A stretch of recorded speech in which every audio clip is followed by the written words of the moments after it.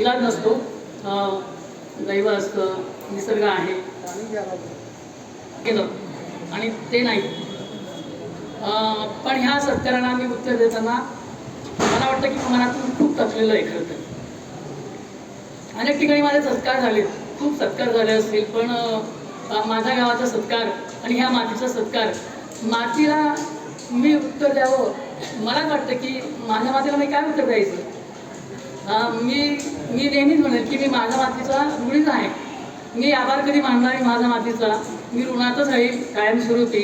त्याला कारण असे की या गावाने ज्या ज्या गोष्टींमध्ये आम्हाला काय काय दिलं असेल ते मला माहिती आणि आमच्या जगणाऱ्या पिढीला माहिती की आमचं जी पिढी होती, ज्या पिढीमध्ये आम्हाला जे जे मिळालं ह्या गावातून, ह्या निसर्गाने दिलं, ह्या गावाने दिलं, त्या गावातल्या माणसांनी दिलं, त्या गल्ल्यांनी दिलं, मला त्या गल्ल्यातल्या सगळ्या लोकांनी दिलं, त्या माय मावशींनी दिलं.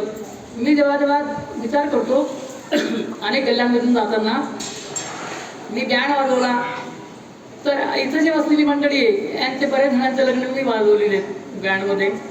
अनेक जणांच्या मोहतेच्या ठिकाणी पण मी वाजवायला गेलेलो आहे. जो काही प्रश्न ते तुम्हाला सगळ्यांना माहिती आहे. पण या सगळ्या गोष्टींमध्ये मित्रो मला याचा आनंद आहे की आजही मला सदस्य म्हटले की तुमच्या गावावरून तुम्हाला ओळखतात.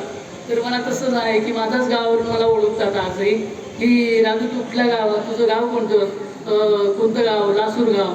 मग त्या गावाने मी मोठा होतो. माझ्या नावाने मी कधी मोठा नाही, लक्षात घ्या. मी कधीच माझ्या नावाने मोठा नाही, माझ्या गावाच्या नावाने मी मोठा आहे. आणि तेच मला जास्त आनंदाची गोष्ट आहे. खरं तर की गाव काय देतो तुम्हाला. गाव मी म्हणतो की तुमचं सगळं अस्तित्व जे असतं ना, तुमच्या आतमधले जे अवयव असतात ना, ते गाव म्हणजे गाव हे तुमचं गाव म्हणजे तुमच्या आतमधले अवयव आहेत. एक एक पार्ट घेतो सगळं. असं तुम्ही जतन केलं पाहिजे.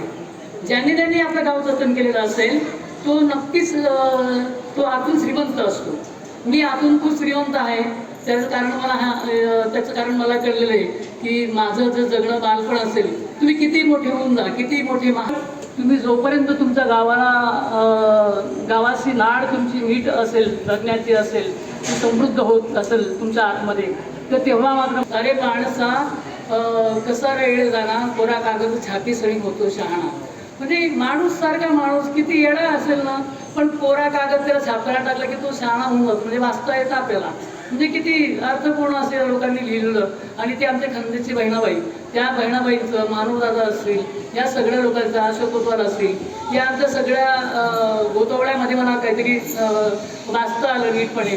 आणि नीटपणे वाचता येणं म्हणजेच काय की मी बऱ्याच ठिकाणी म्हणतो की बऱ्याच लोकांच्या हातात रद्दी पडते.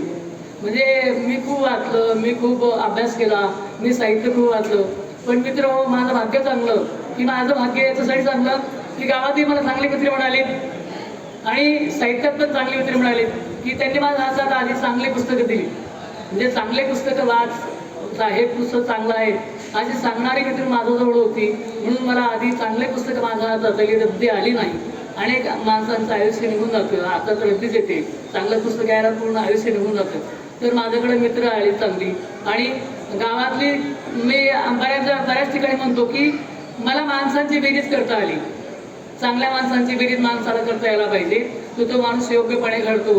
ज्याला माणसांची बेरीज नाही करता आली, मी विचार करतो. मला कितीतरी मुलाखतीमध्ये मला विचारलं सर की तुला कधी असं वाटलं नाही का की तुला त्रास झाला असेल असं काही, की तुला जात व्यवस्था काय आहे, गावगाड्यातली जात व्यवस्था कशी आहे, उतरणं कशी असते गावगाड्यातली. म्हटलं हो आहे ना, असं तुला असतं. मग मी त्यांना म्हटलं की पण मला एक सांगायचं आहे खरं तर की ज्या गावाने मला राम मंदिरामध्ये 15 दिवस पावसाळ्यापासून चढीमध्ये खुलं करून दिलं असेल, तुम्हीच वाचलं म्हणलं. ते मुलाखतीमध्ये सांगितलं मी की तुम्हीच वाचलं, तुम्ही मला विचारतायत. आणि त्याच गावामध्ये तीच माणसं की जे 15 दिवस मला त्या पावसाळ्यापासून वाचवतात, सगळे 100 लोकांचं कुटुंबाला वाचवतात. आणि तिथं अशी माणसं पण यायची की जी लाथा मारून, भांड्यांना लाथ मारून पुढे निघायची, शिव्या द्यायची. काय बांधतास नाकडत निघत तुमच्या घराला आठ बसलं ना, कसं तू येत घाण टाकणार, अशी बोलणारी पण होती.